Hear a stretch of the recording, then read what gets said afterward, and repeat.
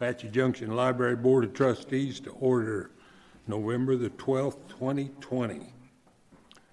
Judy, would you call roll, please? Okay. Jeff Bartlett? Here. Myself. Judy Bory, yes. Samuel Graves? Here. Pam Kraus? Here. And Vivian, how do you pronounce your name? Rye like the bread and then ski. Reisky? Yes. Here. Vera Walters? Here. Lori Wine? Here. And staff present is Pam Harrison, Library Director, Joel Stern, who we're still waiting for, and Sancy Brown. We are here. Okay. Okay, thank you. We have acceptance of the agenda from our last meeting. Do I have you have a copy of it? Yeah, I have a. Yeah, I have a quick question. Yes. Yeah, I noticed if I'm looking at the minutes here, it's showing September here. Did we not have a meeting for last month? We did not, Okay. but I think we skipped letter C. Acceptance of the amended agenda? That's what I thought we were doing. Oh, okay. I'm sorry. I heard him say minutes, so Yeah. I Yeah, I thought jumped ahead I thought here. you had jumped ahead. Okay. Yeah, I did. So you're going to want to do a motion to accept the amended agenda. Do I have a motion to accept the amended agenda? Yeah, I would like to move forward that we accept the agenda as written. Do I have a second? I'll second. We got to do a roll call. Okay, would you call roll, please? Jeff Bartlett? Yes. Judy Bory, yes. Samuel Graves? Yes. Pam Kraus? Yes. Vivian Reisky? Yes. Vera Walters? Yes. Lori Wine? Yes. And everyone is in favor. Sorry. And then I'd like to do a motion that we accept the agenda or accept the minutes for September 10th, 2020. Okay. Do I have a second? I second that motion. Actually, can we have it for a second? I think you can only accept the minutes if you actually were here for that. So that would be you, Vera, and Judy. So another one will have to Sorry work in it. Okay. So should we redo that? Okay. Okay, so Samuel. we were the only, You were the only three that were here for that. makes sense. So I'll move that we accept the minutes from the last meeting. And I can't second. And I'll second that. There we go. Okay. Okay, can we have a roll call? Okay, Jeff, will it be just us, Sancy, the three of us, or do I do the whole You can roll? still do that part, Okay, just for that initial. okay, Jeff Bartlett, Yes. Judy Bory, yes. Samuel Graves, Yes. Pam Kraus, Yes. Vivian Reisky, Yes. Vera Walters, Yes. Lori Wine. Yes. That's 7 in favor. Okay, call to the public. Do we have anyone?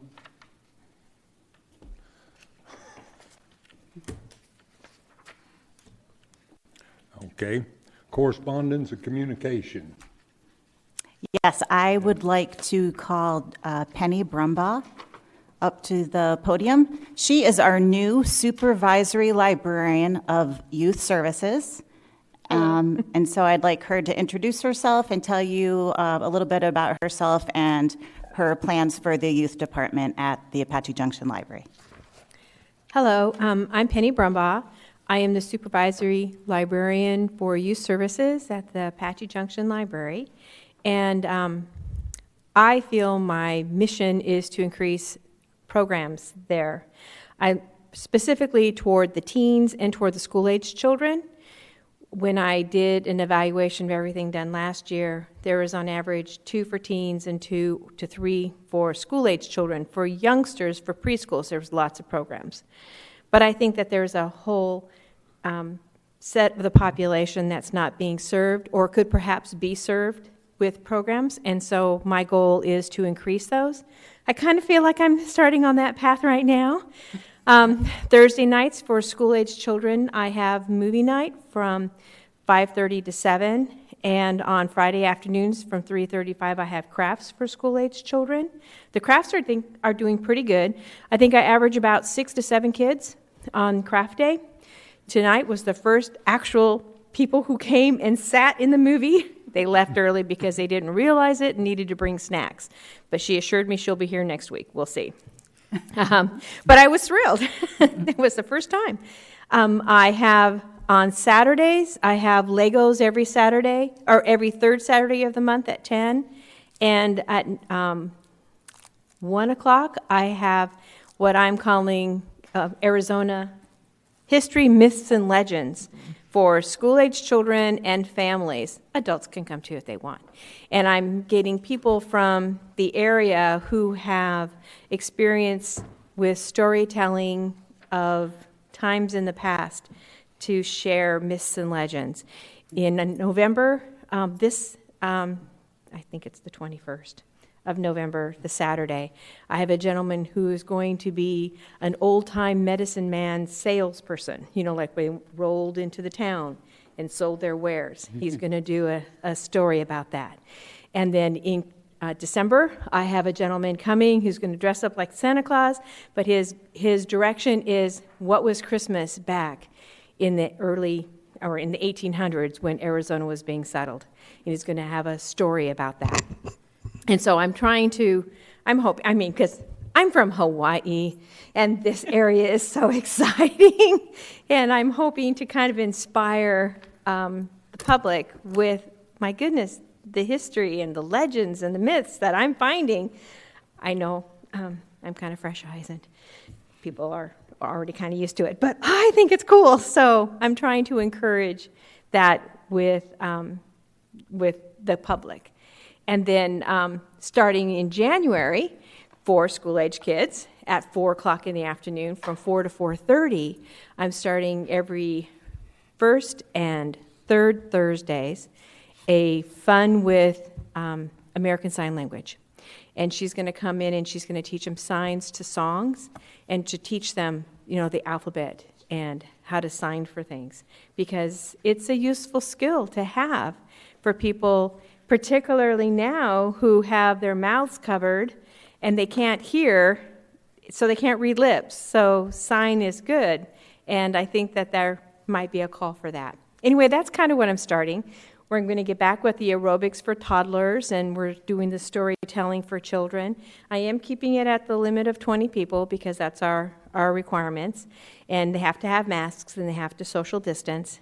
But I'm pretty excited with some of the things that I'm thinking of bringing on, and I am still planning some more activities, but they're still in the planning stage. So anyway, thank you so much. I am glad to be here. I'm really excited about the opportunities, and I love my job. So thank you so much. Thank you. That is it for correspondence. Okay. Well, the librarian's report then? Pam? Yes. I'll go ahead and start that, and then I'll have Tracy talk to you too more about other programming going on at the library. But I wanted to start off by just talking a little bit about items that were on the last agenda in September concerning the CARES grants that we got from the state library. So these were COVID-related grants. The mission of those was to help libraries reach out to their communities in a lot of different ways. One way was through virtual programming, which I told you about back in September. We received the first CARES grant where we got the advanced filmmaking kit. So we've been using that to do some virtual and live programming through our social media channels, YouTube, Facebook, Instagram, and so forth. We've also received our hotspots. So we've received 15 hotspots that are paid through the grant for the year to provide unlimited data plans to customers that come into the library to check those out. They were so popular that I actually bought 6 more through another program that I found through TechSoup, which is a discount program for libraries and nonprofits. So when we now have 21 hotspots, we do hold a couple back for our Wi-Fi bookmobile, which we've been out in the community every other week at different locations to provide Wi-Fi access and some other services, such as we have some books out there. People can apply for library cards and so forth. So the hotspots are going very well. They're always checked out. They've circulated 38 times just in the past 3 months, and they check out for 28 days. So a long checkout time. And the last CARES grant we received was for access points, and that was to increase Wi-Fi access not only in the building but also outside our building for people that need either Wi-Fi access when we're not open or don't feel comfortable coming into the library at this time. So we have 5 new access points that will be installed here quite soon by one of our staff, and we're excited to get those going so we can increase services for everybody in the community. So please share the word. And now I'm going to put it over to Tracy. She's going to talk a little bit about other things going on in the building. Hi, everybody. I'm Tracy. As a manager, it's really a lot of fun. I get to meet a lot of volunteers and other people in the community. And a lot of the volunteers are very politely nagging to come back and do their programs. So Pam let them. Not me. Pam let them come back into the building. So the art group is coming in. They used to be every Wednesday. Now they're just Thursday morning. We have the North Wing program room, which is very popular, and that's the best place for them to meet so they can social distance, which is what we request, and the masks. We request that also. Plus lower numbers. At first it was only 10, but now we're allowed up to 20 people in a program. But they haven't had that many, which is good. But the art group is glad to get together. And then there's also another volunteer-run program, the Apache Junction Writers. They meet on Thursday also, once a month, and then on Tuesday evening, once a month. They have been very nicely asking also, and they are back in the building. And it's, kind of cringeworthy to have groups of people around, but it's working out okay. And no, people are wearing masks when they come to the programs. I'm really glad for everybody's safety, not just the staff, but everybody. And then there's the Wild West Crochet Group, which is another group of volunteer-run program, and they come on Saturdays at 1 o'clock. And they also are wearing the mask and being socially distant and chit-chatting a lot. But they're having a really good time getting together, seeing each other. I'm real thankful that there is the North Wing program room so they can have tables out, be separate, do what they want to do, see each other. It's really been very important for a lot of people. Now, other programs that we also have that are volunteer-run are the Nonfiction Book Club. They have been meeting, and also the Mystery Book Club. Now, Friends of the Library purchases the books for these clubs to meet, and they meet October through March. September, October, November, December. Yes. So then in April is when they pick their next books or make suggestions what they'd like to read the following year. Since we had people that were concerned about coming in, one of our staff members was able to figure out how to do Zoom and in person. So in the North Wing program room, that's what's happening with the Nonfiction Book Club and the Mystery Book Club. So their numbers are really about what they were last year, too, which is really pretty amazing. So it's working out well and that was October. Now here in November, the Classic Book Club, which has been meeting all year round, but I haven't been keeping track of them because they're volunteer. The books are purchased by friends of the library, but it's all volunteer run, who shows up, the discussions, the whole thing. And they also did the hybrid situation just Tuesday, so that they were on Zoom and they were also in person. And their numbers were, I think they had 8 people total, which is really a good number for a book club if you've ever been in one. You get too many people, nobody gets a chance to talk. And I don't attend them because then nobody would get a chance to talk. But anyways, so I'm really pleased that the book clubs are working out and that they're willing to wear the face mask and they're willing to social distance and they're willing for me not to be there. It's really good for them, too. So then in December, Vicki, she's our adult supervisory librarian, she has planned a Frank Talk. Now, these are free talks that are through the state humanities program, and they're going to have a program which is also, I believe, Zoom, and it's on all my relations. And it's just trying to get us to think about who's our family circle, who's our neighbors, how do we get all this together, how can we be community? So it's going to be pretty exciting discussion, I hope. So those are the programs I want to talk about today. Any questions about the library, the programs, what's going on? Thank you very much. And that's it for the librarian's report. Thank you. Is there any old business to come before the committee?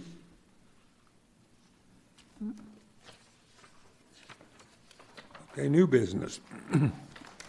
We have 4 new board members that we would like to welcome. They've been appointed to fill the vacancies, and we'll take time to make introductions now. Tell us a couple of words about yourself. Jeff Bartlett. Yeah. All right, so I'm Jeff Bartlett. I was recently appointed here to the library board. I'm currently working in private security. I've previously worked in corrections. I've driven a semi-truck, and just happy here to serve the people here of Apache Junction.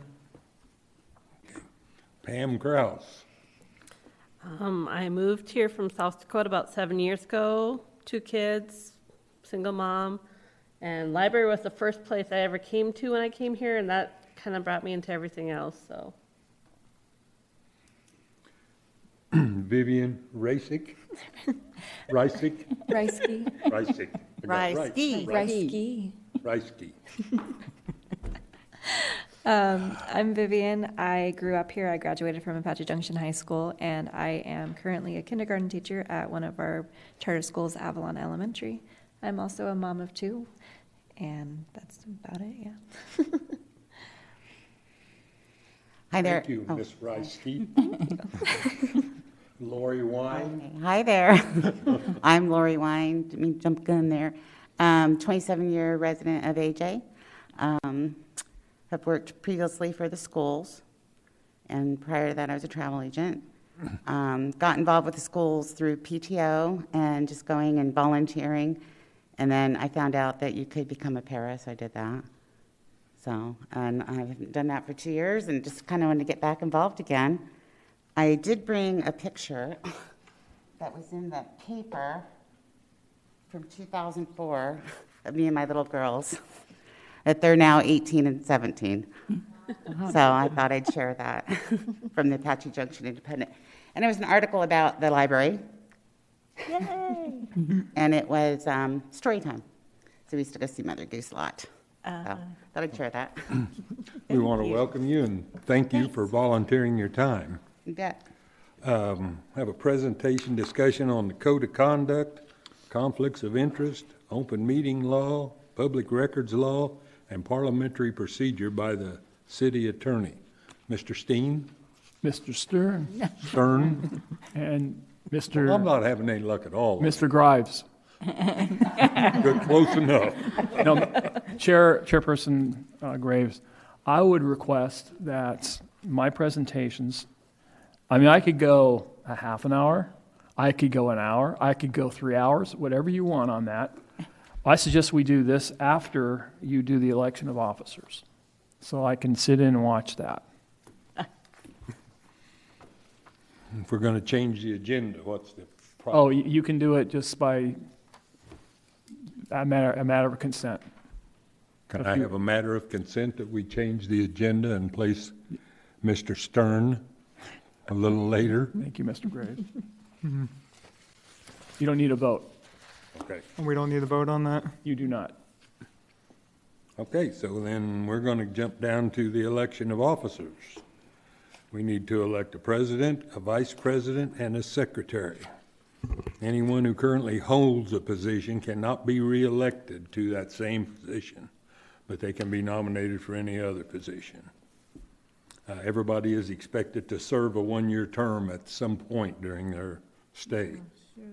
At this time, I'd like to open nominations for president, Any nominations? And we have to do a motion to open nominations.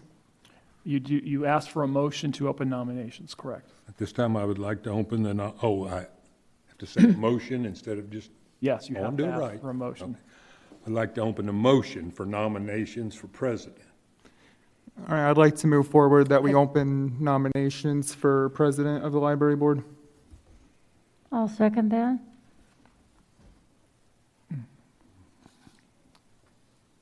So now you call for a roll call? Call for a roll call vote? Well, you, Jeff Bartlett, Yes. Judy Well- Bory, yes. I think, Is there a- let me interrupt, I apologize for procedure. I don't come to your library board that often.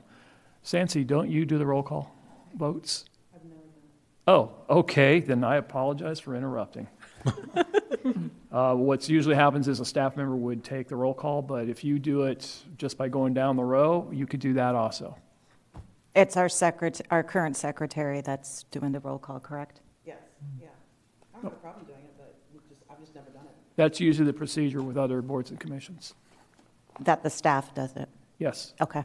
See, you'll never invite me to this again, will you? I think we need to hear. We want to get it right. I personally think you probably should have done your thing first and then we did this, but that's my opinion. Okay. Sansi, do you want these then? The roll call, or? You want me to finish it? I can finish it. Just go ahead, yeah, I think you should probably do it. It might be Okay, easier let me- then. Okay. They're all nice and neat. You got out of that pretty slick. So who was the president before? Who was the president before? Not you then. Remember his name? Briggs? Braden Briggs? No, he was vice president. Microphone. Microphone, turn on your mic. Vice and say- Okay, so we're going to have a roll call for changing. Okay, should we start over then? Well, So you're opening a motion for the nomination? yeah. So Jeff Bartlett, Yes. Judy Bory, Yes. Samuel Graves, Yes. Pam Kraus, Yes. Vivian Reisky, Yes. Vera Walters, Yes. Lori Wine. Yes. Okay, all in favor? Thank you. Okay, then at this time, I'd like to open the nominations for president. Any nominations? I'd like to nominate Samuel Graves as president. I'll second that. Are there any other nominations He's for not president? A third and last time, are there any other nominations for president? He is not currently the president, by the way. Yeah, I knew that. Okay, thank you. So I assume we have a president then. No, We- No, Roll still call need to vote. vote. Roll call, you asked for a motion to close motion. nominations. We have a motion What? on this. I'll make a motion that we close the nominations for president. I'll second that. Okay, roll call vote. Jeff Bartlett, Yes. Judy Bory, Yes. Samuel Graves, Abstain? No, yes. Pam Kraus, Yes. Vivian Reisky, Yes. Vera Walters, Yes. Lori Wine. Yes. Motion passes. Unanimous. Okay, thank you. At this time, I'd like to open the nominations for vice president. Well, you ask a motion, for a motion. You have to ask for a motion And then again for secretary? for each one, yes. Okay. Then I would like to have, any motions for a nomination for vice president? I'd like to move forward that we move forward with nominating our vice president. And I'll second that. Okay, And then ask for a roll call. roll call, Jeff Bartlett, Yes. Judy Bory, Yes. Samuel Graves, yes. Pam Kraus, Yes. Vivian Reisky, Yes. Vera Walters, Yes. Lori Wine. Yes. Motion passes. Okay, I would like to recommend Jeff Bartlett for vice president. Well, he's supposed to ask for the nominations are first. there any nominations for Sorry. vice president? I would like to nominate Jeff Bartlett for vice president. Need a second. Do we have a second? Well, actually, you ask for other nominations. I do all of. Yeah, you still have to do The that. third time. We have any other nominations? I would like to nominate Vera Walters for vice president. Do we, a third time, do we have any other nominations? Okay. We've never had two nominated. The way that works. This happened at the Planning and Zoning Commission the other night, too, which was fascinating. I was there, so that's why I know all this. So what you And do. the internet. So now you would, Could I decline the nomination? well, it's already been moved. Okay. So the first vote would be for, you'd call for the vote on the first person nominated, and that would be Mr. Bartlett. Okay, And then a vote would be taken. okay. And if Mr. Bartlett wins, then it's over. We don't have to do, if he gets the majority, then we're, Correct. okay. Okay, can we have a nomination for Mr. Bartlett for vice president? Can we have a vote on that? Jeff Bartlett, Yes. Judy Bory, No. Samuel Graves, Yes. Pam Kraus, No. Vivian Reisky, Yes. Vera Walters, Yes. Lori Wine. No. Okay, it's So you have 4-3, 4-3. and Mr. Bartlett is the new vice. Okay. Congratulations. Congratulations. Thanks. Okay. Do we have a motion to nominate a secretary? Motion to open nominations. Motion to Four. open the nomination Sorry, for Sam. secretary.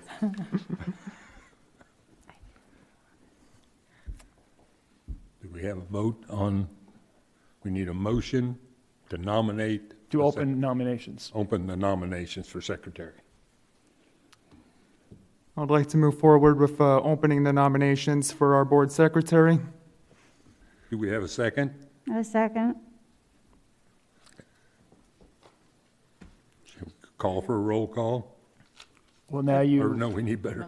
no, Have any now, nominations? Yeah, nominate. right now you ask for nominations. Any- Are there any nominations for secretary? I would like to nominate Pamela Kraus as secretary. I second that.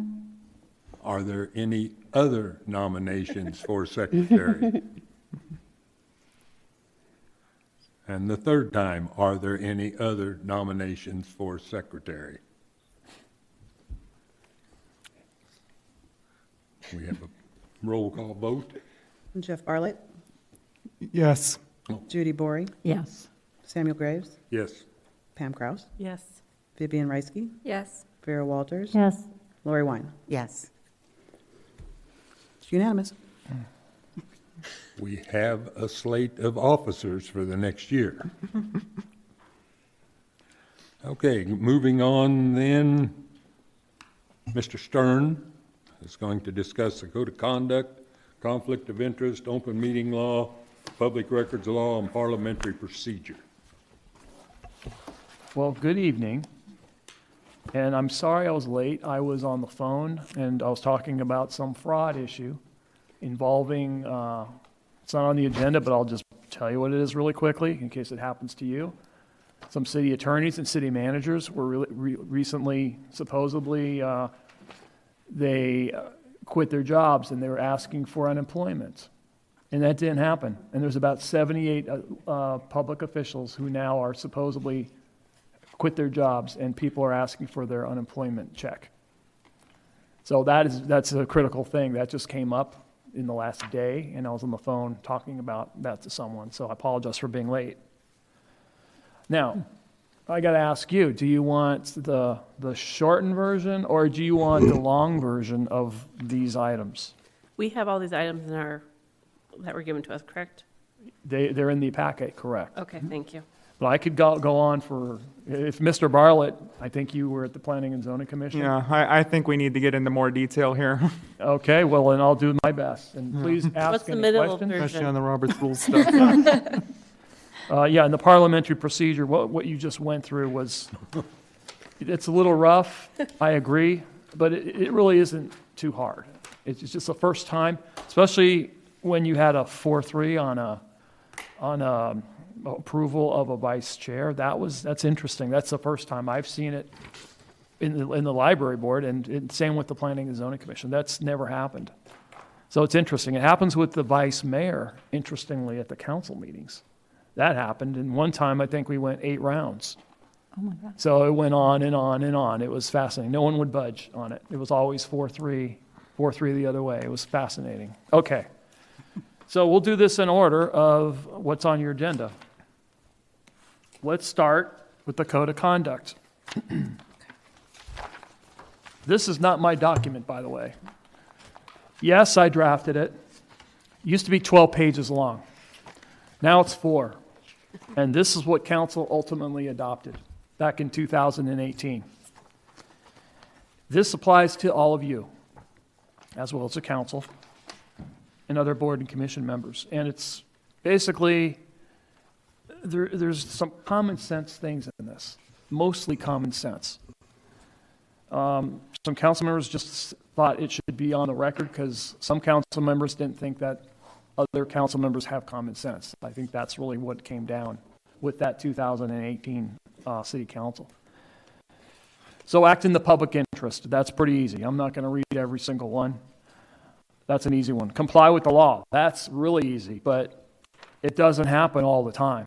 It really doesn't, especially on the more difficult board and commission decisions. Sometimes the board goes with the sympathies of the individual when they bring something to them, not based on the law. And that's not how it's supposed to be. But sometimes that happens. Library board, not so much. You don't have to get into that too often because you don't have a lot of requests. Professional conduct, this one's taking directly from the attorney oath with the state bar. And basically, avoid the appearance of impropriety. Never act on a matter where there's an impartiality issue, where there's a personal bias, and there's where someone has personal knowledge of the facts that are in dispute that would not be known by staff or the public at large.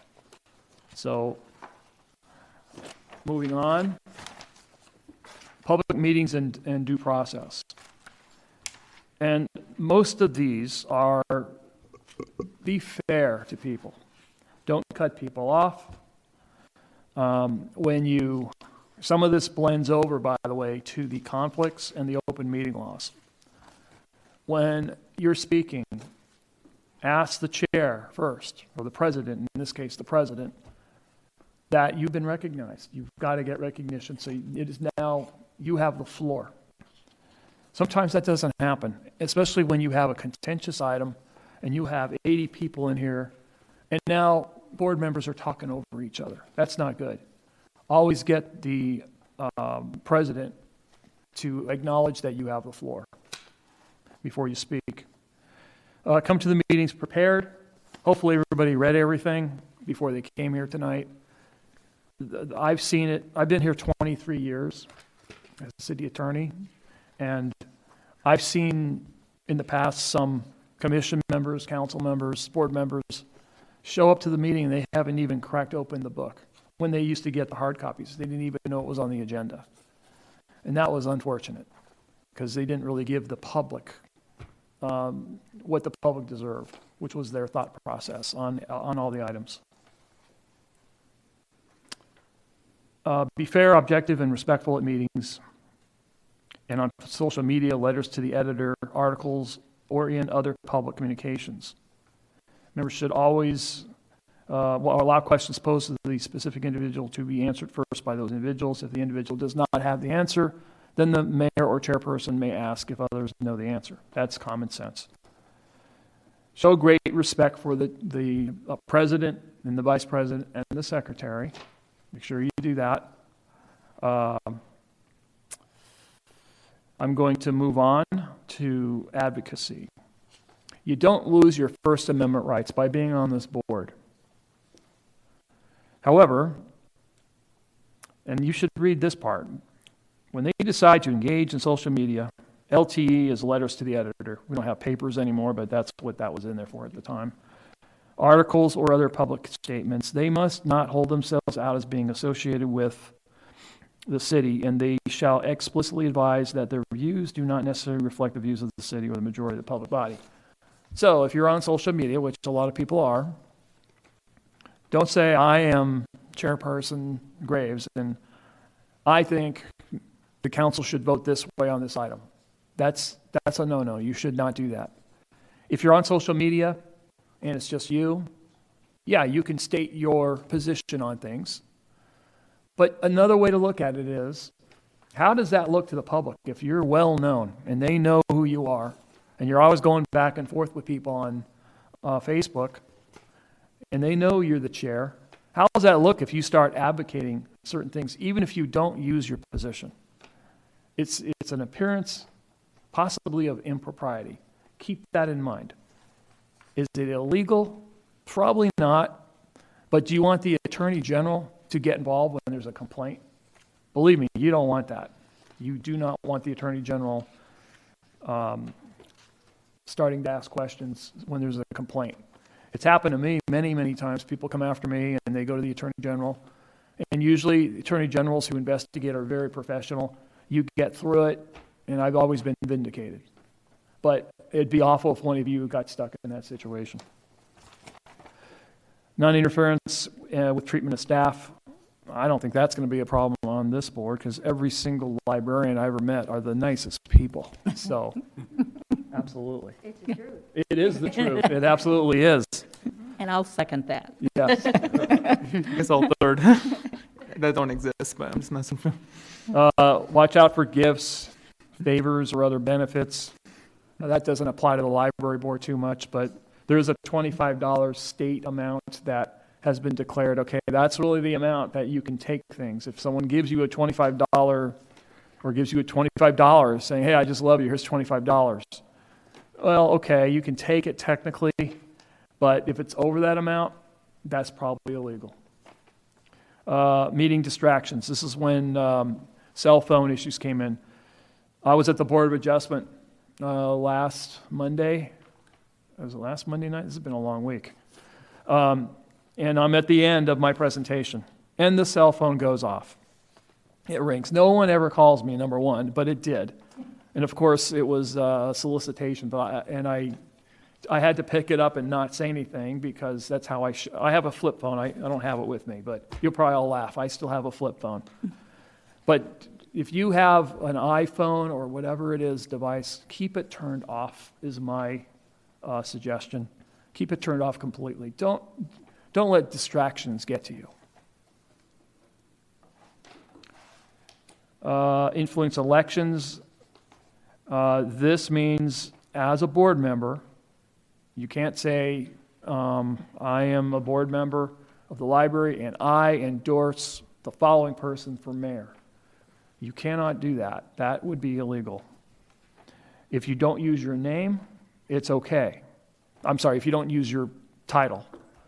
But unless, once again, if people know who you are and you're always on some kind of social media that says, oh yeah, they know who you are, they know you've been appointed, appearance of impropriety, that's a big issue. It really is. This doesn't apply too much with the library board, but when there's a lawsuit with the city and you're aware that the individual is suing the city, you should not be talking to that person, especially in your capacity as a board member, because you don't know what you're going to say that they can use. And they might use it, and now you're going to get a subpoena for some hearing or trial, and there's not much I can do to stop, or even a deposition. You don't want to go through a deposition, especially a video deposition. I don't know if all of you know what that is. It's awful, especially now with Zoom. Well, actually, most of them are video depositions, but before Zoom, they didn't really use them that often, and they were pretty nasty. Criticism of staff, that kind of goes in with non-interference under Section 6. If you're gone 3 times, unexcused absences, technically, the council can get you off the board. They can move to have you moved off the board.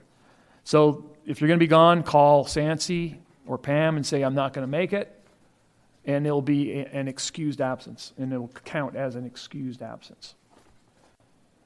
I'm going to skip number 13. That's pretty, we've already contacted that.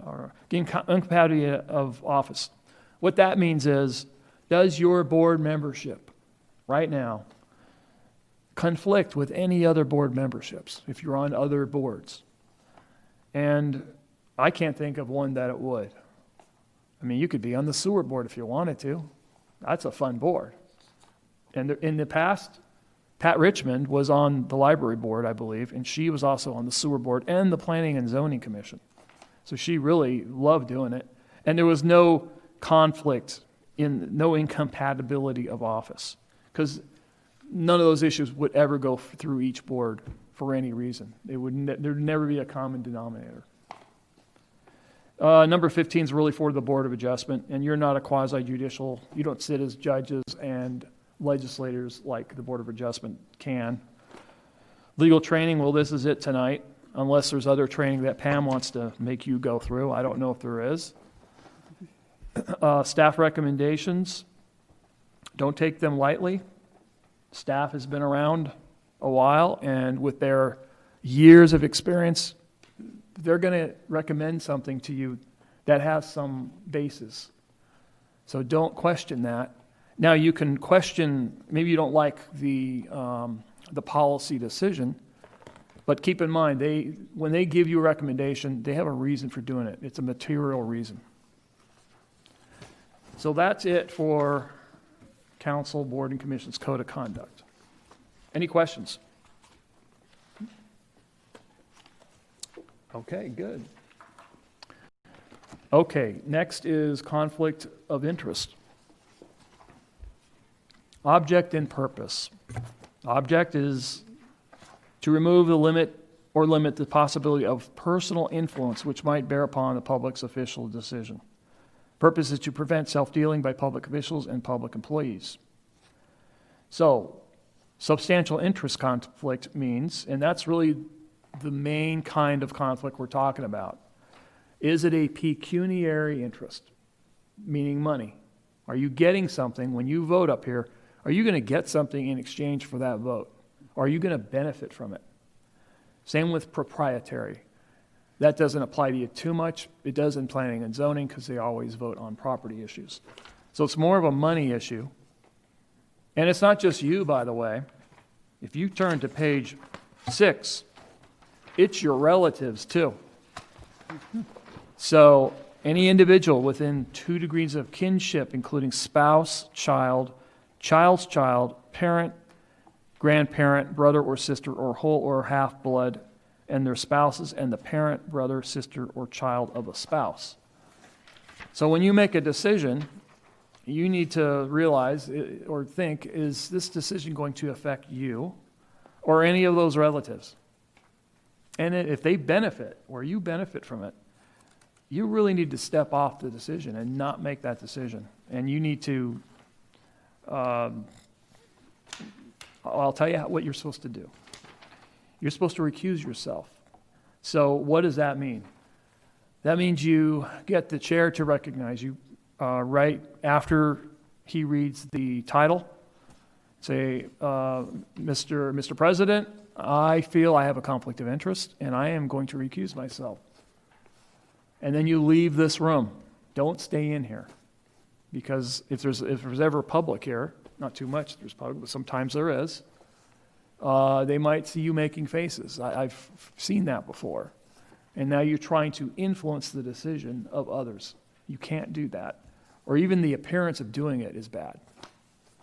Maybe you didn't like the decision and then afterwards you make a facial grimace. That's not appropriate either. And then have someone come get you later. You can go back and talk to Matt. Have fun with Matt. And then after it's over, you can then take your chair again. Now, if there's a decision that you really want to vote on, and you're not going to recuse yourself, or you really don't think you want to or you should, come to me. The statute says, if you go to the city attorney will take down the facts, will then apply it to the law, and then we'll do a written decision. That written decision gets filed with the city clerk's office. And that written decision hopefully says, especially if you're not going to recuse yourself, that you do not have a conflict of interest. So you can vote on it. So what happens if you vote on it and I'm wrong? You're clear. Nothing happens to you. The vote of the body might be still void, and some court might say, okay, it's void, but nothing happens to you and you're clear. So I wanted to make sure you know that. Why should you care about the conflict of interest law? Well, I put the reasons down. There's penalties, there's criminal, and there's civil penalties. There are some remote interests. The most common one is on page 3 under J. So that says a class interest. If a member of trade, business, profession, or other class of persons consisting of at least 10 or more members with which no greater interest than that of the other class members. Now, what does that mean? Let me give you an example. And this is more of the council level, but you could probably, I'm sure you'll understand this. A church came to the city and they said, hey, we need a 75-foot steeple, or whatever it was. It was more than what was allowed under the zoning code. It was more than 24 feet. So at that time, the mayor was a member of that church.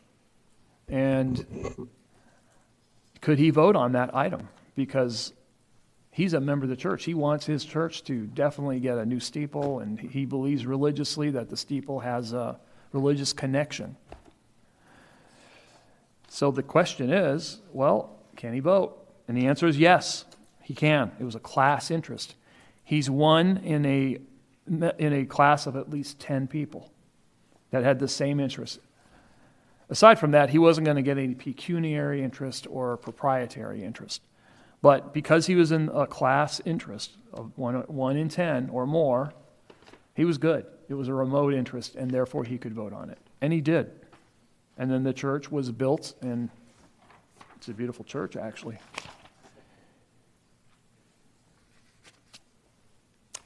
Okay, I think that's all I need to go through on conflict of interest. Any questions? Okay, next would be open meeting law.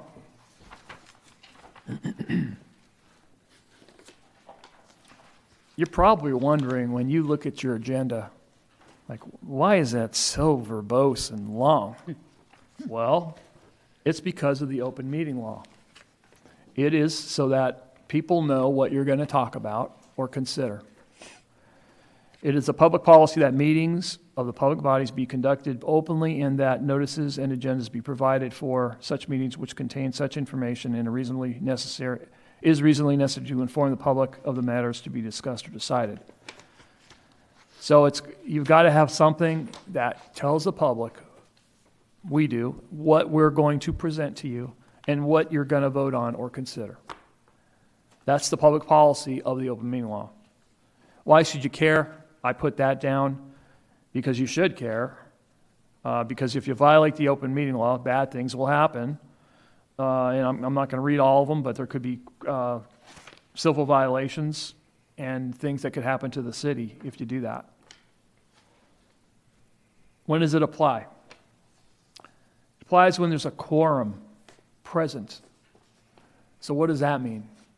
Example, council meeting. All 7 of you want to go to the council meeting. You can, but all 7 of you sit in the front row, or however there's 7 spots. And how is the public going to see that? They see all the library board members sitting together, talking to each other. That's bad. Is that violation by itself? No. Will the public, the Attorney General will look at that and say, why are you all together like that? You shouldn't be doing that. What are you talking about? And then they're going to question each one of you. What did you talk about? Were you talking about your agenda for the next night at the library board? It doesn't look good. And it should have been posted so the public knew that you were all together, because there was a quorum means 4 or more of you. because you have a body of 7. So it's really not all of you, it's 4 or more. That is a quorum. And there's definitions. You are an advisory committee.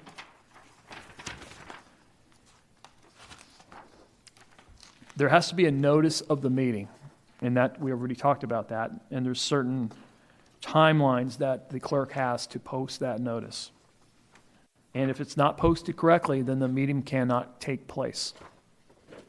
Also, if a quorum of you do not meet, say tonight 3 of you showed up, and say, oh, we're really not talking about a lot of stuff tonight, so let's just do it. That's happened before. Is that illegal? Absolutely is. And so technically, that happened, I forget which, it might have been Park and Rec, but it could have been Library when Spencer was doing it, I don't remember. But I think 3 showed up, and they wanted to go forward with the meeting. I said, no, you cannot, because you don't have a quorum. You have to have a quorum to have a meeting. That is the law. Now, can you call in? Yes. You can especially do that now with COVID.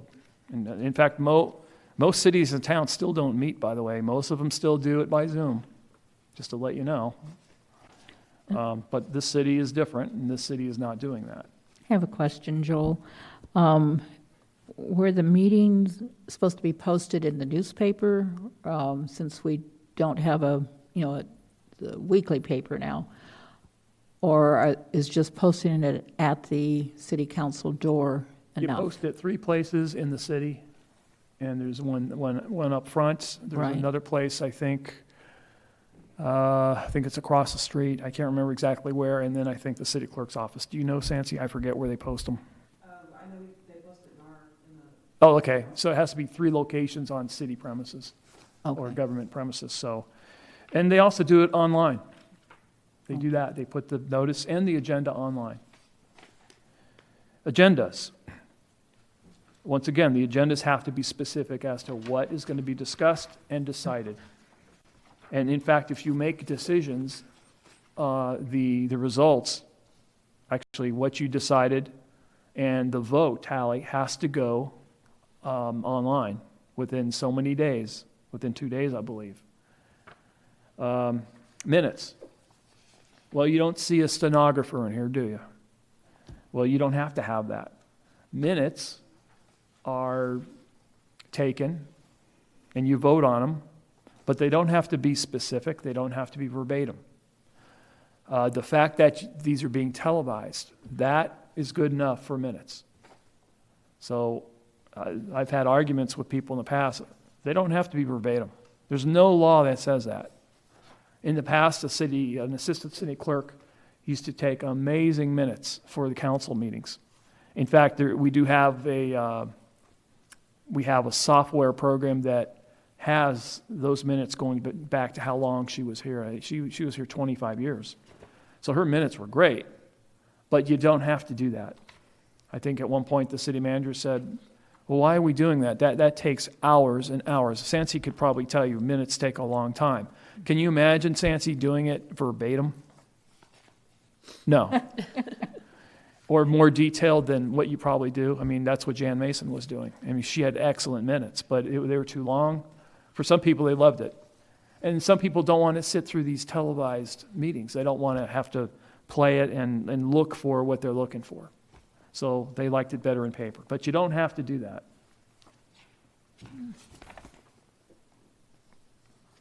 Executive sessions, you're not going to have many of those. I think, how many have you had in the past 10 years? None, okay. Oh, I see how I'm valued, wow. Because usually I would come to those and give you legal advice. And if you needed it, I would do it. So I'll just pass on that because we don't do that too often. Let's see, there are some exemptions for the open meeting law, but we don't do e-sessions that often, so I'm going to move on to the next item unless anybody has any questions. I do, Joel. Okay. So, just getting back to the quorum thing, so you use city council as an example, that would be the same true for any open meeting or like any gathering whatsoever, or can you clarify? You mean for That quorum? makes sense. Uh-huh. Yeah, so say, I got a perfect example, another good one. When I first started in '97, I was noticing after council meetings and planning and zoning commissions that the after meeting was occurring at the Village Inn. And so certain members would go there, more than 4, and they'd start talking about the items that they just voted on, or future items, say something got continued. So they were going to the restaurant talking about it, and people would overhear this. And I think for a while in the paper, before they had social media, people were complaining about it, saying, hey, there was a quorum at the Village Inn, and they were talking about the item that just got continued. So that applies for any gathering where there's a quorum, Okay. especially restaurants. Don't do that in a restaurant. People are watching you, and they're listening to see what you're hearing because they're nosy. And especially the Facebook people, they're going to go on Facebook and they're going to start talking about it. So try to avoid that. But it applies anywhere, actually. Okay. That answers it, yeah. And you'd have to post a notice of that meeting, even though Pam didn't schedule the meeting, but that is a meeting. Yeah, and it has to be agendized too, like the items that you're going to talk about at that meeting and who's going to do that. So if you're invited to a wedding or something from a staff person, technically, this is really sad to the bride and groom, but that's a public meeting. If you all go, it has to be posted, and technically the public can come too. I don't know if they can eat the cake, but they certainly can attend. So that's an odd one. Do there have to be minutes and turned into? Does it have to be what? Do there have to be minutes taken? Yeah, that? everything would apply as in any other meeting. And they're supposed to be televised, but so those things don't happen. That's why it's really good to stay away from having a quorum present if you possibly can. Okay, so let's go to the public records law.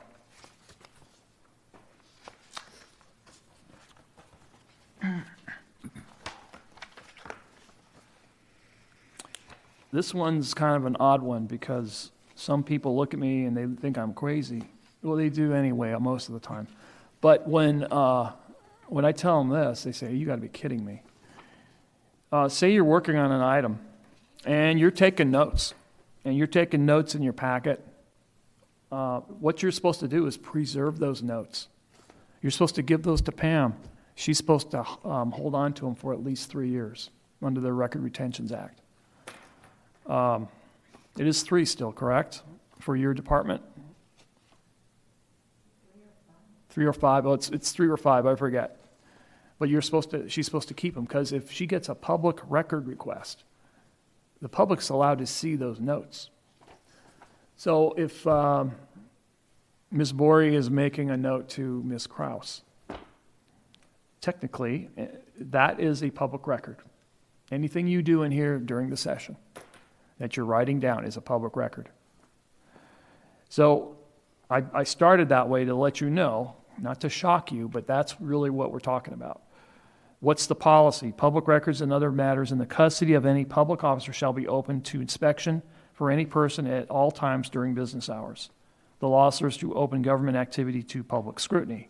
The core purpose of the law is to allow public access to official public records or official records and governmental information so the public may monitor the performance of government officials and their employees. So this translates into the 2020 word or 2020's word, transparency. I hate the word, but that's what it is. And not that I like to hide things, I just hate that word. It's overused. But that's what this is. The public gets to see generally everything you do. Why should you care? Because there are penalties if you don't give up those documents, if the city doesn't give them up, I should say. Bad things can happen. I'll have a good example for you on that. So Joel, if we write on our agendas, information, that's needs to be turned into Sansi. Technically, yes, it does. I don't know if that happens, but if you make notes, you're supposed to give it over to Sansi, that it's a public record.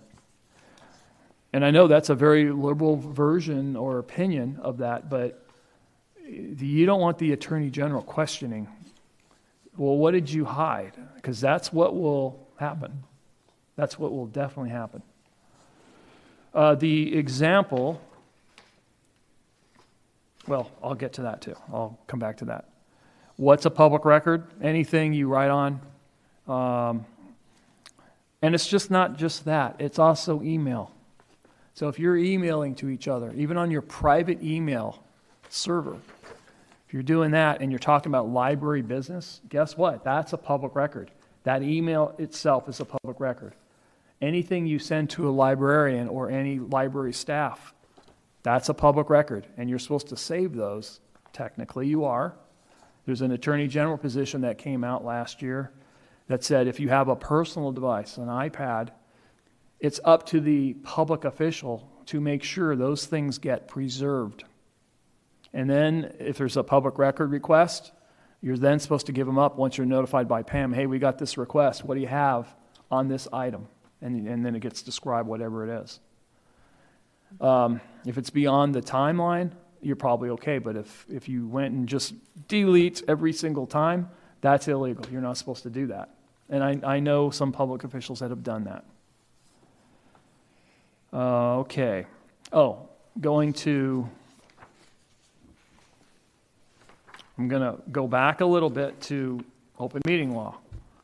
This kind of, it's really on point.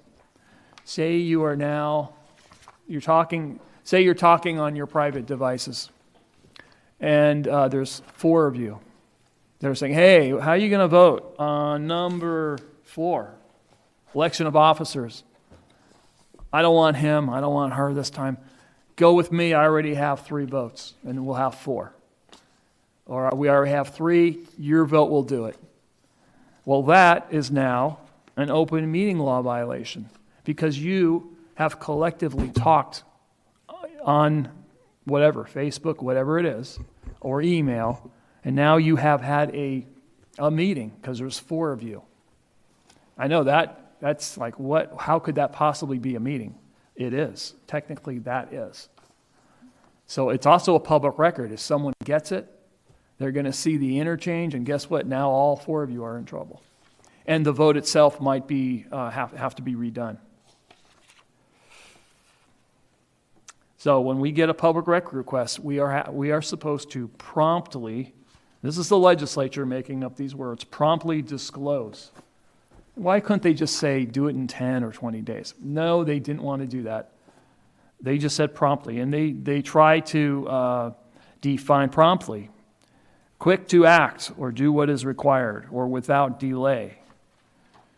So what does that mean? If I've got 1,000 things I'm doing, and then I get this, Pam sends me this public record request, and then she sends me the documents, and it's like 500 pages. Am I supposed to just stop what I'm doing and get to that? I'm the one that has to look at it. I have to go through them, redact certain things, redact any private information. So am I supposed to do that on the spot? Well, I think so. That's how courts look at it. They say this is like very, very important to get this done promptly. And promptly is also based on the size of your organization, how many staff members you have, and whether it would be a burden on the public body. But I've never seen where a judge would say, oh, that's too harsh. We're not going to make you do that public record request. We're not going to have you disclose anything. I've never seen that, unless it's a privileged matter and some other things we're going to get to. Actually, right now we'll get to those exceptions. Open access requirement is subject to statutory confidential exclusions, privacy interests, and the best interests of the state. A lot of those deal with the police issues, but if there's any kind of statutory confidential exclusions like people's personal information, social security numbers, address, date of birth, Date of birth, they let you give out the month and the year, but not necessarily the day. And that's because of fraud. They get your date of birth, they can run with that and really mess up your life. Okay, so let's move on. Who can obtain a public record? Anybody can. The unfair thing is, if someone's suing the city for whatever reason, they then use this Public Record Act to come after the city through a public records request. Even if they are going to do discovery. Discovery is a process where they can get documents through the court, and it orders the city to provide the documents. But they could harass the city into doing public records too. Anyway, some states actually prohibit that. If you're in litigation, then the Public Records Act doesn't apply, but not in Arizona.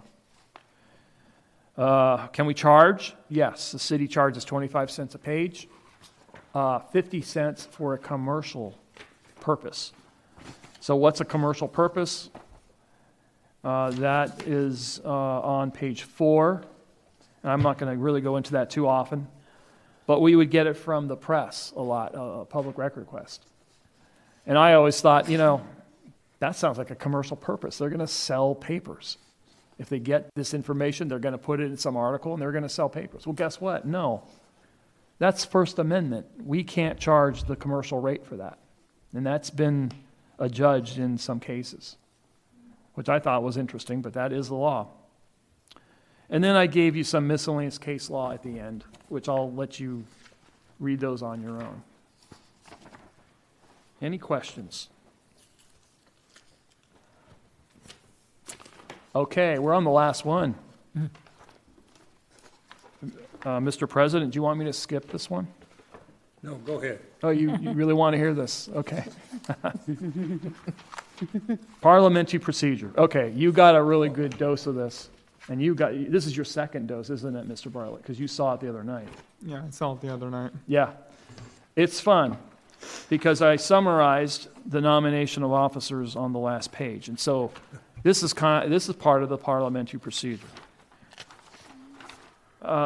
Here's how it started. It started in the 1800s by the name of a guy by the name of Henry Martin Robert.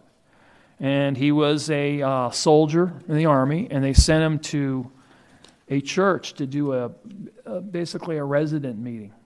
And it didn't go very well because it was unstructured.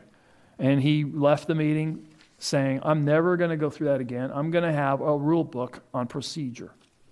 And that's exactly what he did. So we're now, I think, on the 11th edition of Robert's Rules, going all the way back to the 1800s. Now, is it law?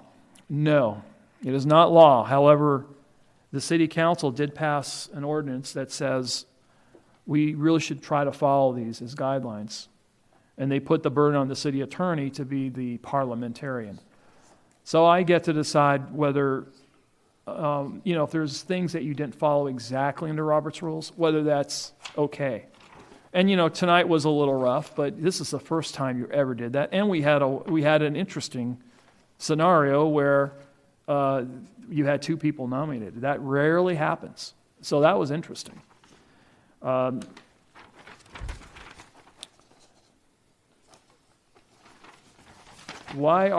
There's another rule for these, there's another issue with these rules, or not rules, guidelines. Who knows how to make a motion? Did you ever know how to make a motion before you were put on this board? Maybe not. And it's pretty easy, but you have to get the president's acknowledgement that you have the floor, and then you move to do whatever you want to do. And I gave you some samples of motions. Move to amend, table the motion, move to continue, move for a recess, withdraw, and there's a few others. So those are pretty easy to do. And it's a respect issue. I'm sure no one's going to be disrespectful here, but I just have to say it because I say that in every presentation. If someone doesn't like the way a motion was done, you could make a motion to amend. And so that motion I move to amend the motion by, and then state how it should be amended. And the way you're supposed to handle that, Mr. President, is you first ask for a motion on the amendment. And you go backwards. It feels weird, but that's how it works. And then, because that could fail. And so if it does fail, then you go back to the original motion, and then that motion is voted on. That's how it's supposed to work. And what if there's multiple amendments? That gets very complicated. So I try not to burden the boards and commissions with technical rules, but those are the general rules on making an amendment. And we already talked about nomination of officers, and you don't have to do that for another year. So that's good. So are there any questions? Well, that was quicker than the planning and zoning meeting or the Board of Adjustment. So we did good tonight. Thank you, Mr. Stern. Thank you for having me here. Do we have any future agenda items that need to come before the board? I got a few requests. Yeah, I have 3 things I was wanting to bring up here. So first thing is, I know we have a lot of new board members, and I was watching the last meeting online, and I'm thinking maybe we should take some time to review the budget of the library, just make sure everyone's on the same page. Another thing I was thinking of is you have Apache Junction split up into 2 counties. You have Maricopa and Pinal County, and I'm thinking there's a issue with Pinal County residents. They have trying to see how I explain this, but where they're charged less than Maricopa County residents, maybe we can look into see if we can make that the same there. And then the other thing I was thinking of, this is just an idea, so I don't know if it's the best idea, but maybe if someone was maybe renting a book, maybe they liked it, maybe give them a purchase option like what a lot of these old video stores used to do. So these are just some ideas I have out there for you. Thank you. Thank you. Table those for the next meeting or put them on the agenda. Okay. Can I ask for some further clarification on the second item concerning the Maricopa versus Pinal counties? Yeah, so I noticed with the library cards that I went in and asked them like what the costs are, and I believe Maricopa County, they can check out more items with their card, and I believe it would cost more for a Pinal County, or I believe it would cost more of a Maricopa County resident. Like they can't check out 25 items versus the Pinal County residents, and I'm thinking maybe if we can do something to make it where Maricopa County residents of the city limits can have the same access. Okay. So you're looking at Maricopa County residents Of Apache Junction have the same borrowing privileges as a Pinal resident. That's exactly what I'm saying. Okay.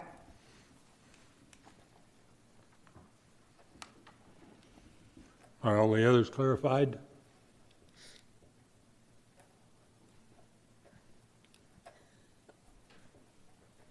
Yes, so, okay. Any other items?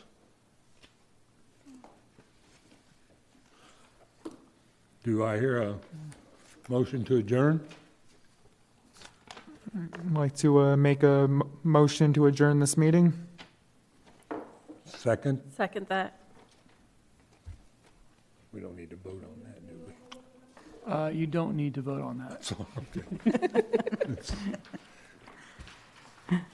7:44, meeting is adjourned.